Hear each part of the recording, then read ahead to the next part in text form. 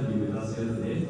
And so Sekhar is a highly experienced enterprise transformation coach with decades of experience guiding organizations and teams in the journeys of agility. He's a certified Scrum trainer, having trained over 30,000 certificates in his career as a Scrum trainer.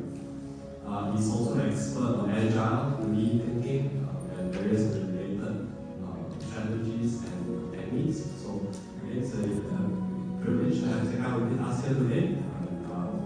Really looking forward to having a perspective from different continents, different things. So thank you, Sekhar, for being with us here today. Thank you so much.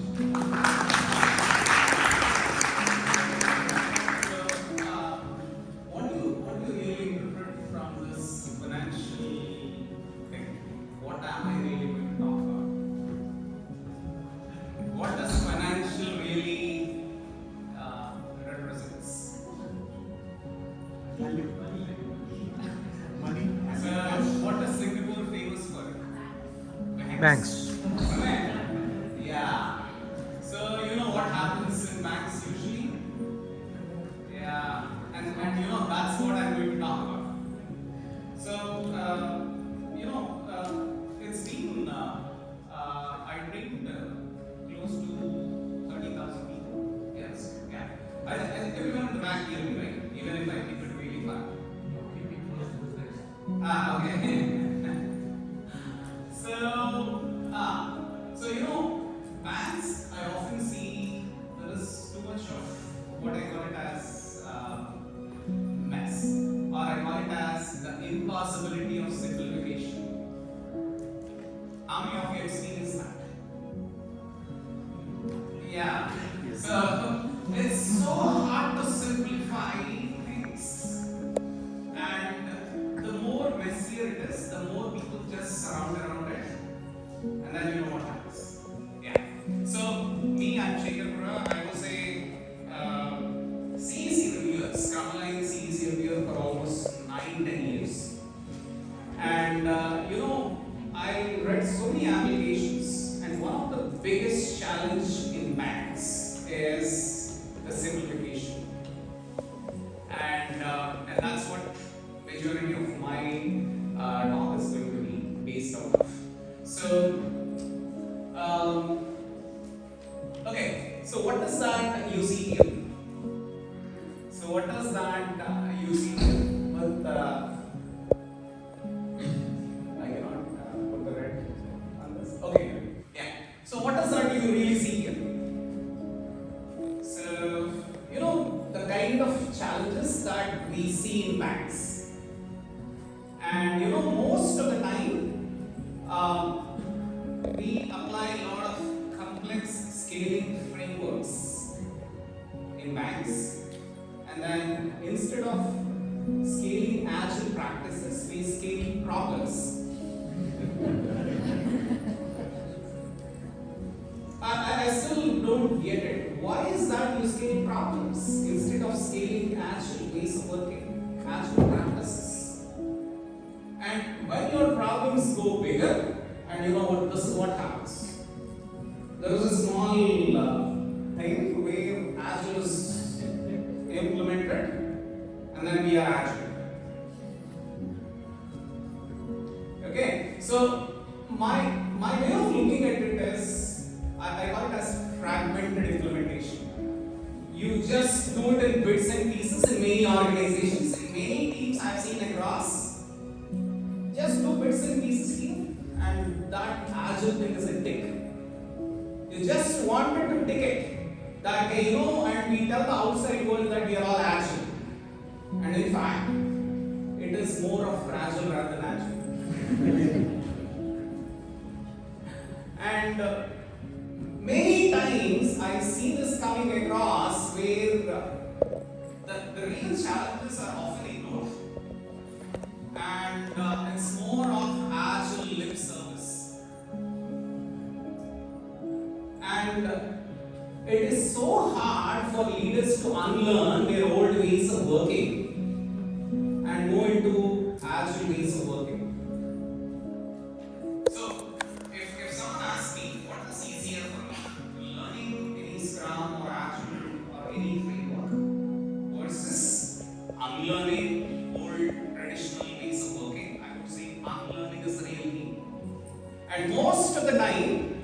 unlearning goes for a toss, isn't it? And if you cannot unlearn your old ways of working, even if you learn Scrum or Agile, you cannot implement it. And for me, there is a huge opportunity for coaching in helping people unlearn their old ways of working if they are willing to. But unfortunately, many leaders are not willing to unlearn. I mean, I see the future of Agile. The future of Agile is in its implementation. There are people out there with a lot of knowledge. But the real challenge I see with this, they are not willing to go and implement it. That's why I call coaches as impact maximizers. But most of the time, many coaches, they get into this implementation and then they just are always busy running these daily scrums. There are bigger things for these coaches to make an impact. And okay, my finger is not working here. Okay, I want the reason.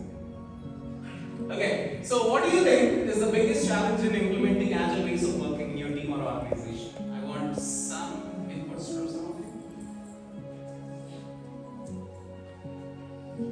Anything that you experienced? Anything that you come across? Yeah. Mindset is a very broad word. If I go to my senior VP and say that you need to change your mindset, he will throw me out of this window. Yeah, isn't it? Yeah. So, yeah. Thinking that agile is the only way of working. Well, that's true. But the focus is on more of agile implementation, not on something. Yes, there are so many ways of working. Totally agree with you. There are so many ways of working. Yeah, but many people they are led by their own leaders. They are led by their own leaders. They just follow the leader. I mean, agile gives you a certain mindset. Okay. And sometimes you need to get out of that mindset. Excellent. So for me, I would say agile mindset is one of the most difficult things to adapt. And if I got that mindset, and I'm not going to unlearn it. Exactly my point. Yeah, and the reason why I'm not going to unlearn it is it is most relevant to the current digital world. It is one of the most relevant things to the current digital world. Because I've seen that, okay, with ever changing requirements, I want my leaders to meet deadlines. Wow. Forget about Agile or waterfall. With ever changing requirements, can I even stick to a specific deadline? And if a leader wanted to happen, you know what the kind of mess usually happens at the bottom. Isn't it? And I have seen this across many times in many organizations. Yes, you have a question? Sorry. Yeah. Any other challenges? I'll take one more. Yes. So too much work we want to proceed so they actually don't have the mind, they don't have the space in their mind Yeah. to actually take time to process what it means. Okay. Too much work. Yeah. So most of the time I have a different version of it. Being busy doesn't directly translate into being productive. I can be busy all day watching reels on Instagram. Isn't it? I can be busy all day watching reels on Instagram, but I'm not productive. So many people usually they just portray that, hey, you know what, I'm too busy to implement action. Wow. Okay, so that's why they don't get a lot of value out of their time and effort that they put across. Isn't it? Yeah. Okay, so I just quickly, yeah. So this is my favorite quadrant. Awareness versus execution. Where do you see yourself, your team, or your project? How many of you see yourself in dangerous? Yes? Yeah. I mean, this is again, I made it. It is one of my signature framework.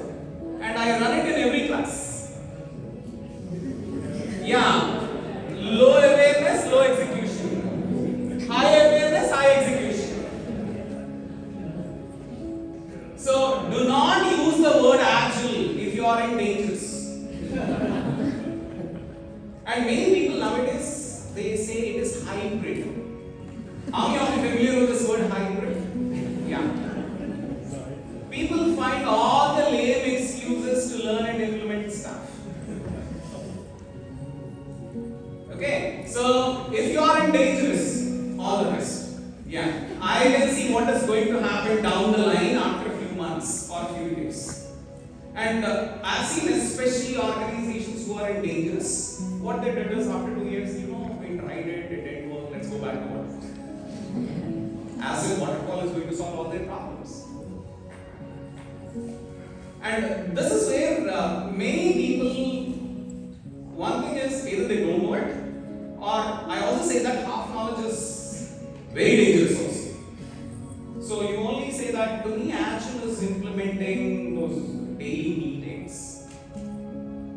Wow. And then everything else, the same old thing. Okay? And most of the time, what I say is, until yesterday, let's say you are playing cricket match. I know some of you don't know cricket, but so until yesterday you are playing cricket match. From tomorrow onwards, you're asked to play football. And you say that I don't have time to learn the rules of football. You take the rules of cricket and apply it to football. How is this game going to look like? And believe me, this is where many times the chaos and mess, the mess will increase multifold according to me. When you are increasing too much of mess, there has to be someone who has to clean that. And what happens is there is one CIO or a director or a VP who implement Agile. And then let's say he goes with the company for 1 year or 2 years or so. And after this guy leaves the company and a new person will join. And then what that new person will join? What the new person will do? He reset everything back. That is why, for God's sake, if you are hiring leaders, hire only Agile leaders who know this thought process. Otherwise, everything is going to be back to square one. And most of the organizations I have seen, there is one guy with 25 years of waterfall experience who is going to lead the Agile transformation in the company.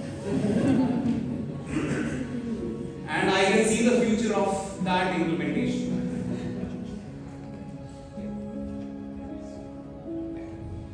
I can see the future of Agile implementation of that company. So again, most of the times your people are going to make a huge difference. Hiring right people. And this is important. Okay, so one case study of the large bank transformation. This bank is also in Singapore. So which I'm not going to reveal the name. Yeah. So yeah, some of this are many organization changes at the top. So most of the time what happens is, one of my favorite phrase, I borrowed it from my colleague, is like, leaders transform first and attract others. In many organizations, if your leaders are not transforming, Agile is only at the bottom of the organization. And I know where they get stuck. Yeah. So that's why, to me, this is one good case study. For example, one of my favorite here is feature teams and leadership involvement. For majority of the leaders, this Agile thing is not even their priority. This Agile thing is not even their priority. And I have seen this again and again. Yes, this is one of those initiatives. But if I ask them, what is the high priority relative to other initiatives you have in the organization? Most of them, they wouldn't even prioritize this on the ground. And where will this go? Okay, so, and this is another case study of one large Dutch bank. And this, I love it, multi-team backlog refinement and joint design sessions. And you know, in banks, people don't want to collaborate. The biggest challenge is a person will write an email all the way to the top and it keeps on going up and then it comes down and eventually nothing will happen. And I've seen this again and again. Escalating is a new way of working for many people. How many times you have seen people escalating and nothing happens? Yeah. Who is going to read your chain of emails? And that's why I often say that email is the poorest form of communication. So I've seen this again and again. People are busy writing emails for at least 1/4 of their working time. Because they think that their job, if they write emails, their problem is gone. So I call it as throw it over the window. Okay, throw it over the window. What does that mean? They just push it to them and say that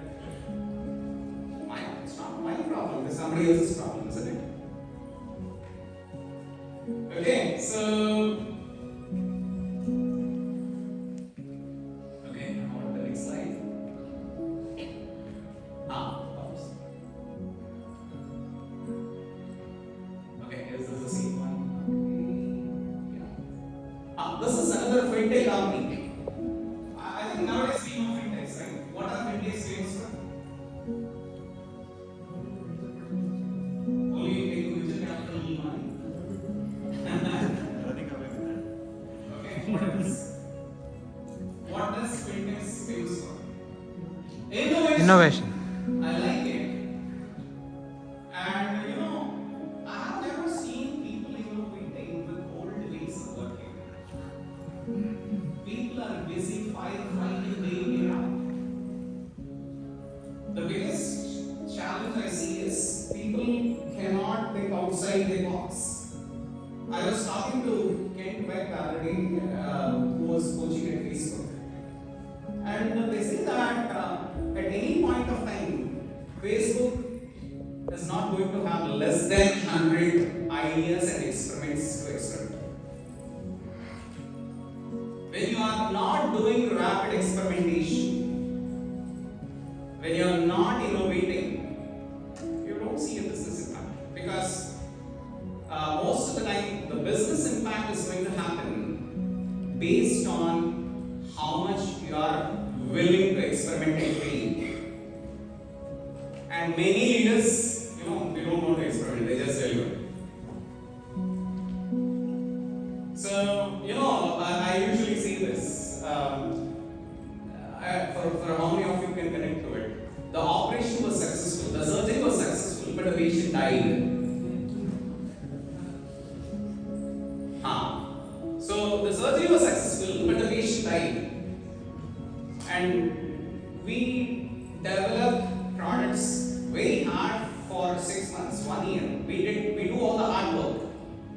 And then at the end of all the hard work, when they show the product, they say that, hey, this is not what I'm looking for. I want something else. I've seen millions of dollars wasted on building stuff which people don't want it.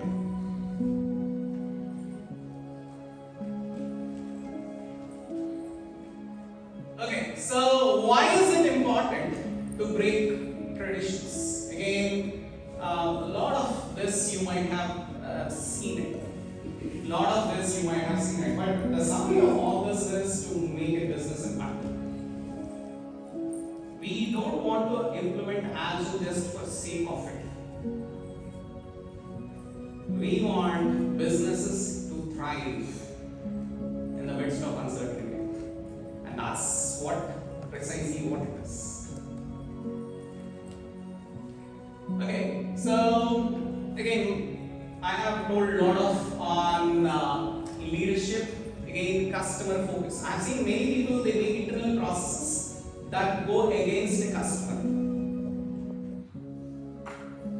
Too many processes in your organization, process over customer experience is something that I'm always seeing. This is not going to take you very far. I have an approval process in my organization that delays a customer value delivery by 1 month. And I've seen this many times. No, customers don't care about your internal processes. And then again, lot of implement innovation and experimentation was missing. And then finally, leadership as coaching. Leaders don't want to be coached. And I've seen in few organizations where leaders say that I know it. And then you know what they do? They just go and do everything opposite. So one, I've seen leaders are involved in a lot of undoing agility. There is so much of at least attempts, or at least what I call them as there's an honest attempt to try this thing. But when I see leaders are doing a lot of undoing it. So it's totally, to me, there's a lot of waste of time and effort being put at the bottom when leaders try to undo agility. Or this thing worked for me for the last 25 years. Why will it not work for me? Or my style worked throughout my career. Why is it not going to work for me? So in transformation coaching, we usually call it as balance, assess, catalyze. And this is a small framework. Yeah.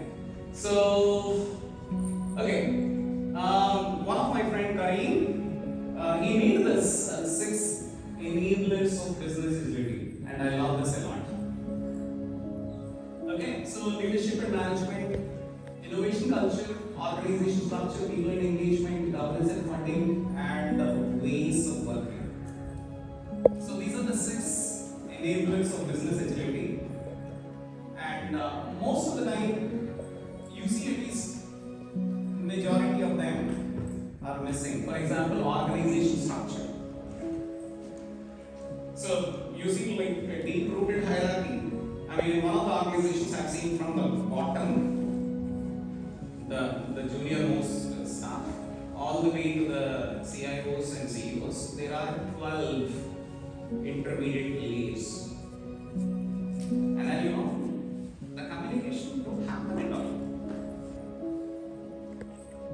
And okay, so so tell me, find a partner and discuss what needs to change. And I can give you 2 minutes. And after that, we want to hear from some of you. Alright? Go ahead.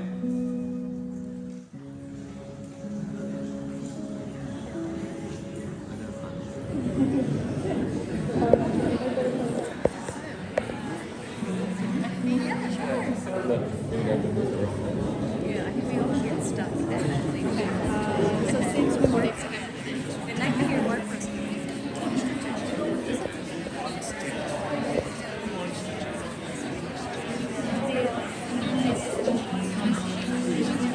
What your response to want change in this organization?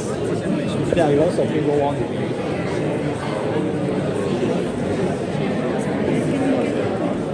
So I've been working for a number of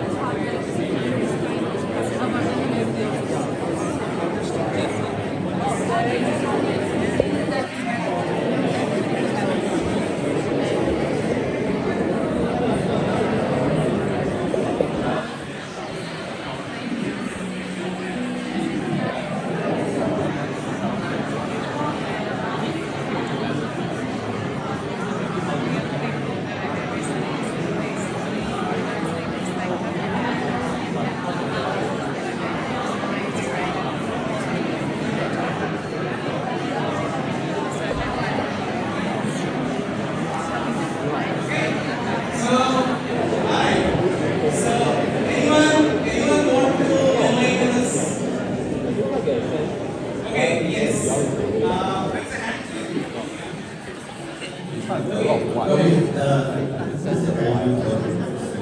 yes. Okay, right. So I spent part So about I believe that if we were laughing about this question, right, what is to change, there's a lot of humorous reactions, right? But Yeah. I also believe that human beings, obviously animals, right? We already adjust to the ways. Yeah. So we adapt to whichever situation we are born in, rich, poor, whichever school we go to, whichever college we go to. So we already adjust, right? So it's inbuilt into us. It's just that when we go into a constructed environment, we are not able to bring that agility because we have rules, we have specific rigid processes. So I think what needs to change is that we need to bring that mindset that we have been inculcating since a childhood into the ways of working also. And I think the encouragement should be there from seniors to do that. Yeah. That's also it's just bringing what you already have. Yeah. That's very important. Yeah. So what I hear is the seniors have a lot of role to play in bringing the change. There's no like something. So Yeah. the thing is, the best ideas can come from anyone in the government. Yeah. So there must be a framework for supporting those ideas. Supporting those And even actors standing on those ideas. Yeah. That's very important. Yeah.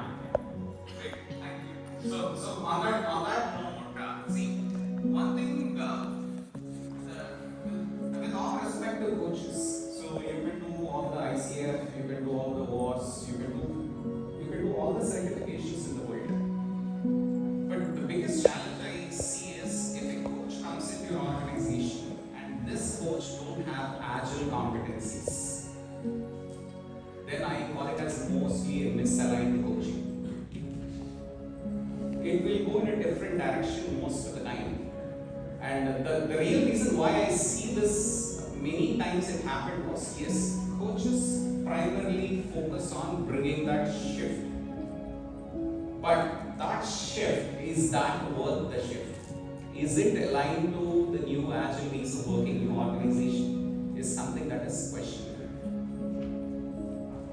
So, and then over a period of time, what I learned was, I was working with in many transformation. Changing people is so hard. How many of you tried changing your wife or an husband at home? Oh, yeah. How did that go? Did you try? I said yes. Because successful or not, I don't. Obviously, no. So, and most of the time, when you try to change your wife or an husband at home, it backfires. So, when you cannot change someone at home, how can you go out and change like 100 people or 1,000 people out there? You can apply all the coaching techniques on your wife or husband and see what does it going to lead to. Yeah. So what we did, what we realized over a period of time, yes, I can do all the coaching on people.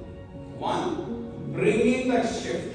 Yes, let's say for example, only very few percentage of people, they get that shift. And majority of them, they don't want to be coached. Okay, I know everything. Okay, so assuming that you have few percentage of people who are transforming, and what bigger impact you can create a few percentage of people. So what in Scrum Lines what we say is these are the guys who are catalysts, who can transform the rest of the organization. And I've seen this, these are the guys who just change their thought process. And there are opposite influences in this organization only who can change them back. See, we spend like 2 days or in CSM, CSPO or advanced classes to transform these people. And then we want them, okay, this is your existing thought process, you got to shift to this. And then they go back into their organization within a month. Everything is done. They are back to their old ways of working. So when you have opposite influences at home or at your organization, is the training is going to make an impact. So one hack what we found out, which I borrowed it from Les, one hack what we found out was call it as systems thinking. Transform the system so that people align to the system, and that system must be aligned to Agile Super. For example, how do you make an appraisal process as a moment of continuous feedback? And how do you avoid big bang planning? And then how do you plan smaller and learn from the mistakes and improve your plans?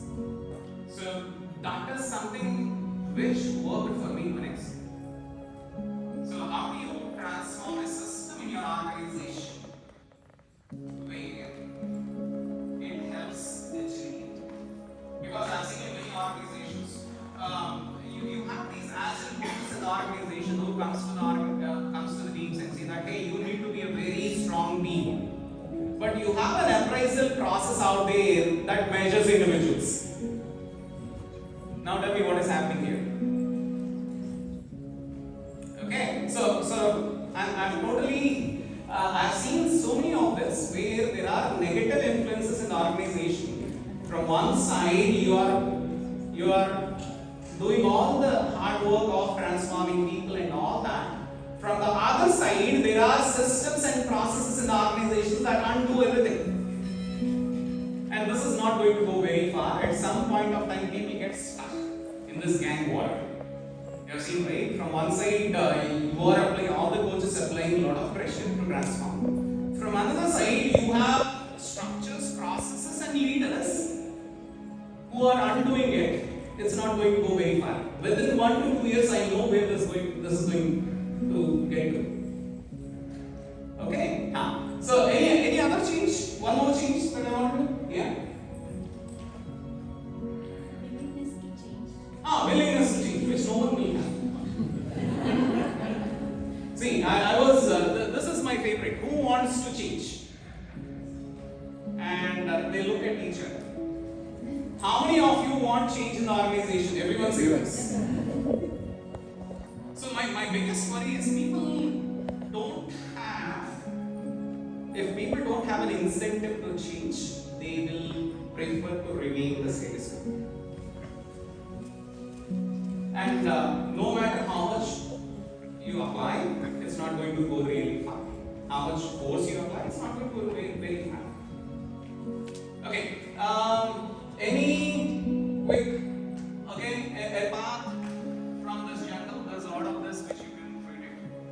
Okay, any questions? Any questions that? Yes.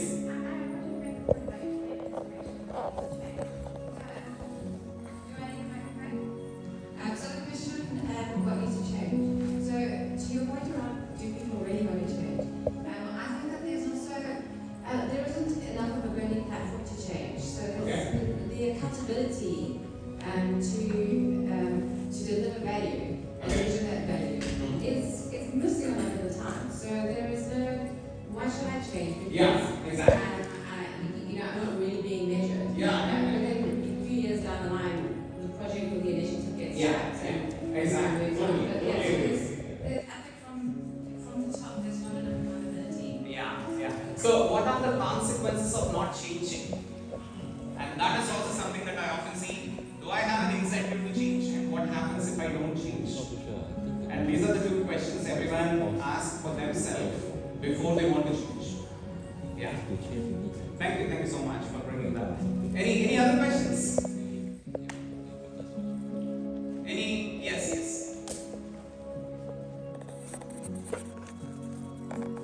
Hi, I'm actually trying to understand the slides a bit with the points about that. So one of the things that I was trying to figure out is, in order for something to change, there always must be a cause or root cause. And the cause has to be common, or otherwise the change doesn't matter or doesn't mean anything. So is you and your neighbor are equally motivated to change? So that's to me makes the biggest impact. Yes, and you must be.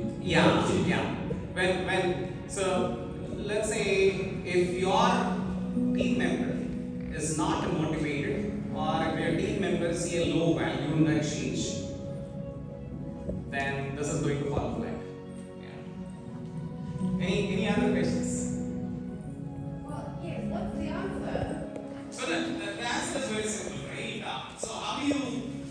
incentivize people to change. Hey, we are in this and we want to shift to us. And how do you incentivize people? That's one. Where you influence them to change in a positive direction. And what is it? So they are aligned with the bigger picture as well. So what does in for an organization where, so let's say for example, if we moving from this status quo to this status quo, and if our businesses gets if we do very good business, okay, we all get more stock options, and we all get some incentives. It could be tangible or intangible. That's what is to me the answer. They must be equally motivated. So that's why develop systems within the organization where people are excited to change. And many times I've seen this. If people are not motivated to change, they just do it for the sake of doing it, or their boss might be forcing them. Yeah. So anything else? Yeah.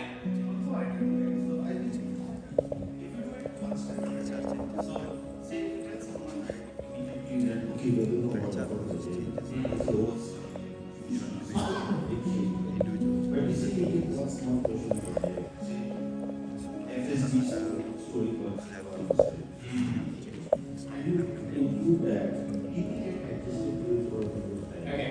So I have a different way. I call that as a slicing the cake. So what I did was like in one of my first failure case where I failed as a transformation coach. And what I did was, we started implementing daily scrum for 1 month. And then after 1 month, my leaders were asking me, what is the value you got out of this 1 month of daily scrum implementation? And what are the measures and metrics that they are improving because of this daily scrum?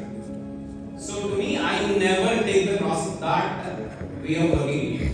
No, but what happens is, you need to look at the outcome at the end of 6 months or a year. Right? 6 So, months. at the end of 1 year, after doing the bits and bits, and once you see that all the process slowly steadily happened, then it's okay, now they're there.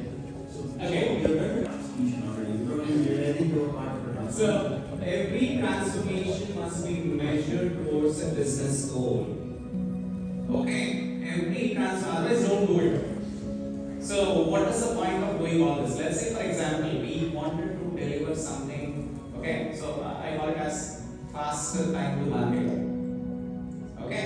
So let's say we have a business goal. Nowadays we are doing like 2 releases per year.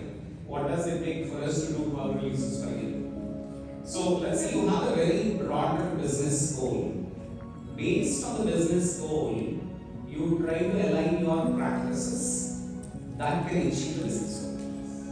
Otherwise, don't do fragmented adoptions or transformations where you just run daily scrums for 6 months and then just get beaten up by your leaders where they say that, hey, you did daily scrums for 6 months and nothing happened for us.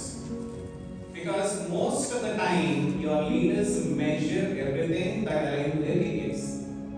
I mean, even each and every organization is unique, right? So they have their own set of values. Correct. Exactly. So I try to understand. I usually have that first few meetings with leaders and say that what is it they want to achieve over it. If they have nothing and then they say that I want my organization to be agile. No, this is not going to go very far. This is not going to go very, very far. Because the problem is, what is the measure of being agile? And when you don't have that in organizations, the problems usually multiply. And many leaders often try to offset the negative influences in the organization that undo agility. So yes, you have is this kind of an effect. So from one side you are helping them to go agile, from another side you have a bunch of people who are coming and doing all the damage. And this is a gang war. This is not going to go very far. Okay? So that's why one of my favorite approach is I take a thin slice of the business unit. Maybe 4 teams, 5 teams that have to dance together. And then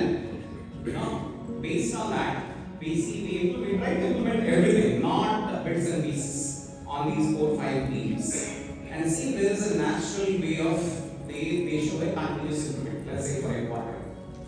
And then we measure the status. So what was it before and what was it after? And then see if there is a real change that is happening based on the business goals. I try to align it to the business goals.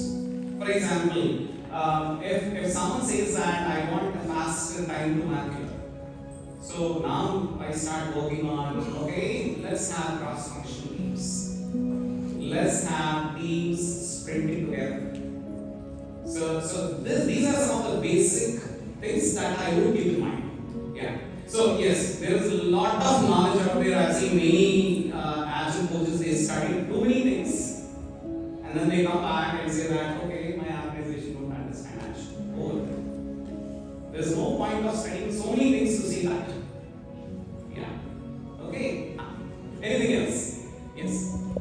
Aside from the structure and the practices, do you also dip your hands into the technical aspects of it? So what kind of... Oh, sorry. Yeah. So what are the different technical practices that you also help out with? My favorite technical practices are continuous integration, estimation, and swarming. SWARMING. These are my 3 practices. Yeah, these are in XP most of the time. Yeah, the people it as collective code ownership or something like that. Yeah, in collective code ownership, I believe in a lot of swarming. People swarming makes it very, what I call it as reducing the throughput. Yeah, and then they ship things faster. So, if someone says that, I mean, that's a good example. If someone, I was with one of the organization, and a team is struggling to integrate their own code with the previous sprint. And then this team, they implemented a scaling framework, a popular scaling framework on it. And then what happens? Now the problems became bigger. How come they integrate with the 10 other teams when they cannot integrate their own code with the previous sprint? And the kind of nuisance it created, who will fix it? Who will own it? No, you asked us to launch something. We went through the training, you launched this, and then finally it is a weakness. So, there is so much of noise in this world in the name of Agile. There is so much of noise in this world in the name of Agile. You have to filter the right ones. That's what I would say. So, you cannot just take anything without an alignment to your business goals. I mean, I've seen people randomly implementing few practices, few approaches, but honestly, these are all might, influence you in a negative way rather than a positive. Yeah. Alright, I think that's all what I have. Thank you so much.